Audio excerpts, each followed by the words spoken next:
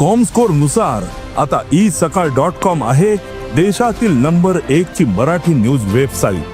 प्रत्येक अपडेटसाठी isakal.com ला नक्की भेट द्या। मी सांगितलं की मी आणि हेमंत पाटील साहेब आत्ताच सभागृहामधनं त्या गेटमधनं आत आलो आणि तुम्ही प्रश्नाचा बडीमार केला, त्याच्यामुळे मी त्याचा अभ्यास करतो आणि आमची भूमिका त्याच्यानंतर मांडतो।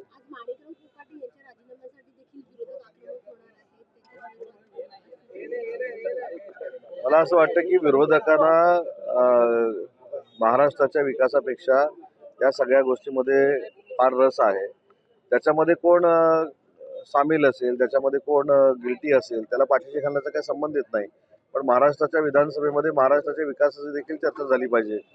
छत्रपती शिवाजी महाराजांबद्दलचा आदर, छत्रपती संभाजी महाराजांबद्दलचा आदर, अबू आझमींनी काल केलेलं स्टेटमेंट आणि त्याच्यानंतर त्यांनी परत विविध गोष्टी त्याच्यासमोर ज्या आणलेल्या आहेत। असं वाटतं की अबू आझमीला वाचवण्याचं षडयंत्र हे महाविकास आघाडीचेच लोक करतायत असं एकंदरीत चित्र निर्माण झालं आहे। आंदोलन केलं पायऱ्यांवर, त्याच्यावर अबू आझमींच्या वक्तव्यावर धिक्कार केला।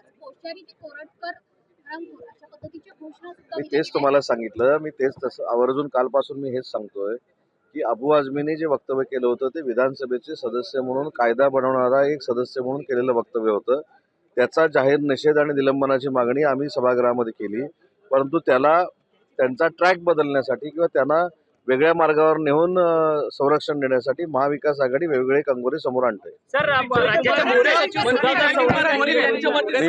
मी मगाशी पण हे सांगितलं की आत्ताच आम्ही सभागृहामध्ये आलेलो आहे।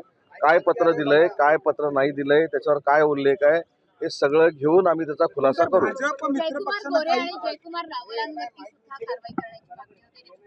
जयकुमार रावलांनी ज्या माजी राष्ट्रपती आहेत प्रतिभाताई पाटील त्यांची जवळपास 28 एकर जमीन जी आहे ती हडपली आहे। मला असं वाटतंय की आता आम्ही सभागृहात आल्या ज्या आम्हाला काही गोष्टी माहिती नाहीत ते तुम्ही प्रश्न थोडेफार विचारले जातात, त्याची माहिती घेतो।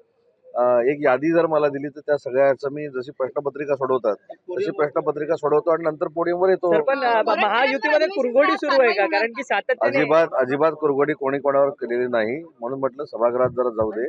तुमची प्रश्नावली माझ्या आता कानामध्ये मी ऐकून घेतलेली आहे, त्याच्यावर अभ्यास करतो, उत्तर लिहितो आणि मग येतो।